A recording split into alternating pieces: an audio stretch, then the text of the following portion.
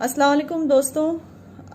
ईद के मुबारक दिनों में आजकल फ़लस्तीन और इज़राइल के बीच में जो हालात चल रहे हैं, मैंने सोचा कि उस पर मैं एक वीडियो बनाऊं। ख़ास करके ये वीडियो बनाने का रीज़न ये था कि मैंने ट्विटर पे जो अपने ओपिनियंस रखे हैं कि आई स्टैंड विद इज़राइल, उस पे मुझे बहुत सारा बैकलैश मिला है। बहुत सारे लोग ये पूछ रहे हैं कि किस तरह की मुसलमान है जो फ़लस्तीनियों के साथ नहीं खड़ी है और कहती है कि आई स्टैंड विद इज़राइल। दोस्तों, इसके बहुत रीज़न्स हैं। पहला रीज़न तो ये है कि अगर आप हिस्ट्री में जाएं तो जेरूसलम जो है वो कभी भी मतलब फ़लस्तीन का हिस्सा नहीं बोला जा। फ़लस्तीन तो नाम ही जो है वो मॉडर्न है।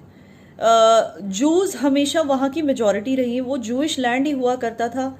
जेरूसलम जो है वहाँ पे ईसा अलैहिस्सलाम की पैदाइश हुई थी। ईसा अलैहिस्सलाम जिसको क्रिश्चियंस जीसस क्राइस्ट कहते हैं, वो उनके पेरेंट्स भी जूइश थे, वो खुद भी जूइश थे, और जिस कम्युनिटी में वो पैदा हुए थे वो भी जूइश थे, और पूरी दुनिया को ये बात पता है कि उनकी पैदाइश जेरूसलम की है।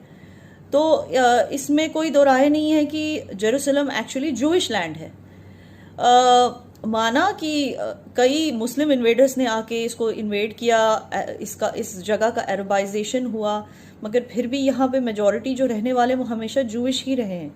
2015 के स्टेटिस्टिक्स के हिसाब से अगर आप देखेंगे तो जो पॉपुलेशन स्टेटिस्टिक्स हैं, 8.5 लाख जो पॉपुलेशन था जेरूसलम का, उसमें से 5.5 लाख जूइश थे और बाकी फ़लस्तीनी। और दोस्तों, अगर इस्लाम की बात करें तो कई सारे मुस्लिम स्कॉलर्स ने भी कहा है कि जो टेंपल माउंट है जिन जूस का, उसका जिक्र कुरान पाक में भी किया गया है। उसका जिक्र कई सारे मुस्लिम स्कॉलर्स ने अपनी पब्लिकेशंस में भी किया है। तो ये एक और एविडेंस है कि पहले से वहाँ पे जूस की सेटलमेंट्स पहले से थी, वो जूइश लैंड ही है। तो अब इस सब के चलते अगर आप मॉडर्न हिस्ट्री की बात करें तो 1967 में इज़राइल ने गाज़ा और जेरूसलम को जीत लिया था इजिप्ट के साथ वॉर में। तो बाकायदा उन्होंने इन दो टेरिटरीज, ये जबकि हिस्टोरिकली उनकी खुद की टेरिटरी है, मगर फिर भी इन्होंने फिर से वापस जीत लिया इसको, ठीक है ना। उसके बाद उन्होंने देखा कि ठीक है, यहाँ पे मुसलमान बहुत सारे रहते हैं, तो उन्होंने रिस्पेक्टफुली 1990 का ऑस्लो अकॉर्ड साइन किया, जिसमें उन्होंने गाज़ा पैलेस्टीनियन अथॉरिटीज़ को हैंड ओवर कर दिया, सिर्फ उन फ़लस्तीनी मुसलमानों की रिस्पेक्ट करते हुए जो वहाँ पे रहते। वहाँ पे जूस भी रहते थे, मगर उन्होंने कहा कि कोई बात नहीं, हम इसको पैलेस्टीन को हैंड ओवर कर देंगे। ये 1990 के ऑस्लो अकॉर्ड में ये बात इसमें जारी होती है। मगर उसके बाद हुआ ये दोस्तों कि पैलेस्टीनियन अथॉरिटीज़ को हमस नाम के एक टेररिस्ट ऑर्गेनाइजेशन ने टेक ओवर कर लिया। उन्होंने पॉलिटिकली भी वहाँ पे इलेक्शंस जीते, और उन्होंने पैलेस्टीनियन अथॉरिटीज़ को हटा के अपने हमस के मेंबर्स को हर एक ऑफिशियल डिपार्टमेंट में डाल दिया। मैं आपको क्लियरली बता दूं दोस्तों, हमस जो टेररिस्ट ऑर्गेनाइजेशन, उसको क्यों कहा जाता है, क्योंकि उनकी बुनियाद ही है जूस की नफरत। ये ऑर्गेनाइजेशन बनी है जूस की नफरत पे। इन्होंने इलेक्शंस जीते हैं जूस के खिलाफ नफरत को प्रोपगेट करके।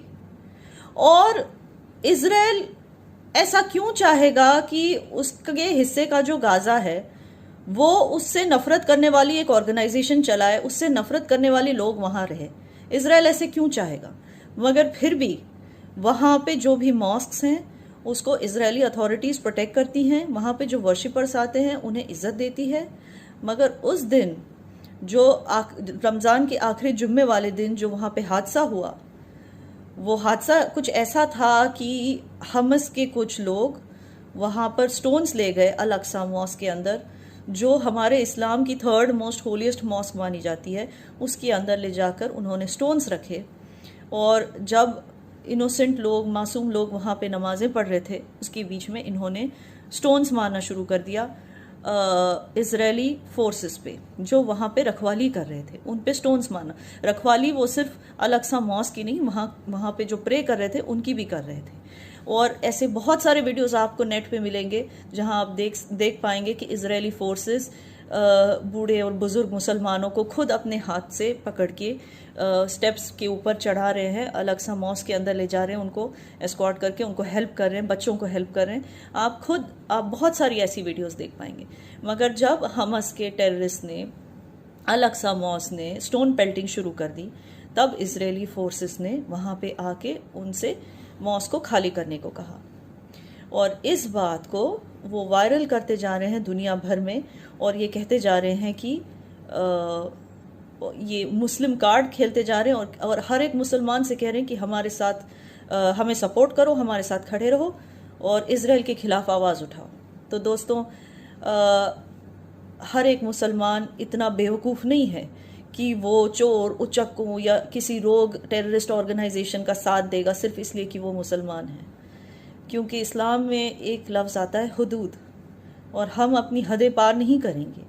किसी ऐसे को हम सपोर्ट नहीं करेंगे जस्ट बिकॉज वो अपने आप को मुसलमान कहलाता है, मगर वो चोर है या स्टोन पेल्टर है या फसाद करने वाला इंसान है, तो हम उसे सपोर्ट नहीं करेंगे जस्ट बिकॉज वो अपने आप को मुसलमान कहलाता है।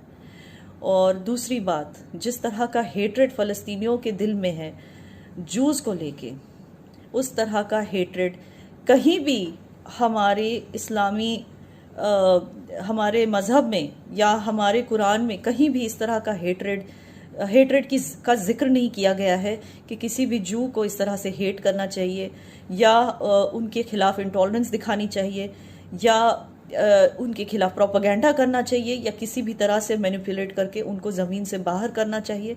इस तरह का कोई भी जिक्र हमारे कुरान पाक में नहीं है, हमारे मज़हब में नहीं है, और ना ही हज़रत रसूलुल्लाह ने ऐसा हमें कभी कोई आदेश दिया था कि अगर मुसलमान हो तो जहाँ तुम्हें जू दिखे उसे उस ज़मीन से हटा दो। तो ये जो हमसे सपोर्ट मांगते हैं, दुनिया भर के मुसलमानों से जो ये सपोर्ट मांगते हैं, आज का जो मुसलमान है, आज का जो पढ़ा लिखा मुसलमान है, जो जानता है एग्जैक्टली कि कुरान में क्या जिक्र किया गया है और क्या नहीं, वो मुसलमान इस तरह के लोगों का साथ कभी नहीं देगा। और इसलिए आज आप देख सकते हैं कि it is not only India but it is also a lot of Arab Nations that stand with Israel. तो दोस्तों, आई होप कि मैंने अपने पॉइंट्स क्लियर कर दिए हैं। Thank you for watching.